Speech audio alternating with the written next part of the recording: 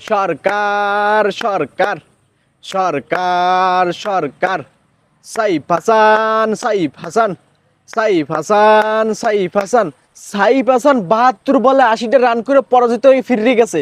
But খুব দুঃখ লাগতেছে সৌম্য সরকারের জন্য। ৮৬ বল খেললে ৯১ করে সে মানে দুঃখজনক ব্যাপার, বলটা এমনভাবে টানছে আমাদের দুইটা ওপেনার জুটি মানে ক্যাচ আউট হয়ে গেছে। দুঃখজনক ব্যাপার, তারা কিন্তু পর্যাপ্ত পরিমাণ টি-20 খেলছে। মানে এই যে টি-20 খেলাটা দেখাইয়ে গেছে। আজগো সাইফ হাসান যেভাবে এদিকে ঘুরিয়ে ওদিকে ঘুরিয়ে ৪-৬ মানে মনে করছো কি গত ম্যাচে যে মাথা খারাপ হয়েছে এই ম্যাচে জুম ঝাড়তে আছে। যেভাবে খেলাটা দিয়েছে মনে হয় যে টি-20 খেলতে আছে তাদের সাথে। এই টি-20 খেলা বাবুর বাবু এই ম্যাচকে ধরে রাখতে পারে যদি ওই ওপেনার জুটি শেষ পর্যন্ত খেলতে পারতো ৩০০-৪০০ রান হইতো। বাট এখন ৩৩ ওভারে ২০৩ রান, ২টা উইকেট তো পড়েই গেছে আমাদের ওপেনার জুটি। তো ওপেনার জুটি যখন ১৭৬ রানে পরাজিত ফিরে যায় তারা, মানে বাবুর বাবু গত ম্যাচে তারা কিন্তু বেশি টিকতে পারে নাই। যেখানে গত ম্যাচে কিন্তু সৌম্য সরকার ব্যাপক কামব্যাক করছে, বাবুর বাবু ব্যাপক কামব্যাক করছে।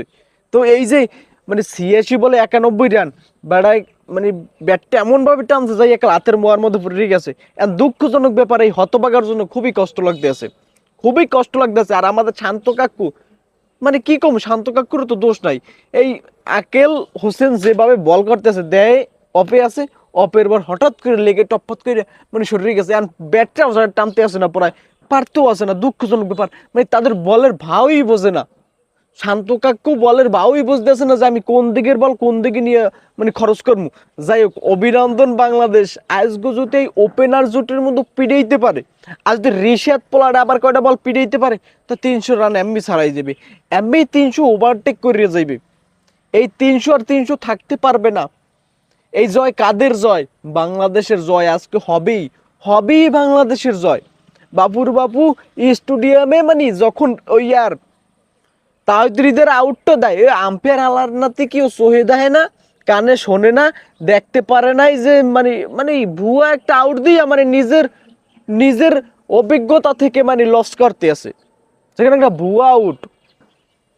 মানে এই আম্পায়ারের মাথায় কিচ্ছু নেই একদম।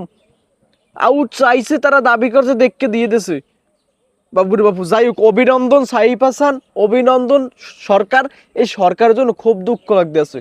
সরকার প্লেয়াররা যথেষ্ট পরিমাণ চেষ্টা করছে, স্ট্রাগল করছে, সেঞ্চুরিটা করবে বাবুর বাবু, কিন্তু দুঃখজনক ব্যাপার শেষ পর্যন্ত পারে নাই, পারে নাই। ৮৬ বলে হঠাৎ করে সে পড়ে গেছে। যাই হোক, অভিনন্দন, যেভাবে এগিয়ে যেতেছে। গত ম্যাচে কিন্তু ব্যাপক কামব্যাক করছে সরকার। গত ম্যাচে প্রথম ম্যাচে কামব্যাক করতে পারে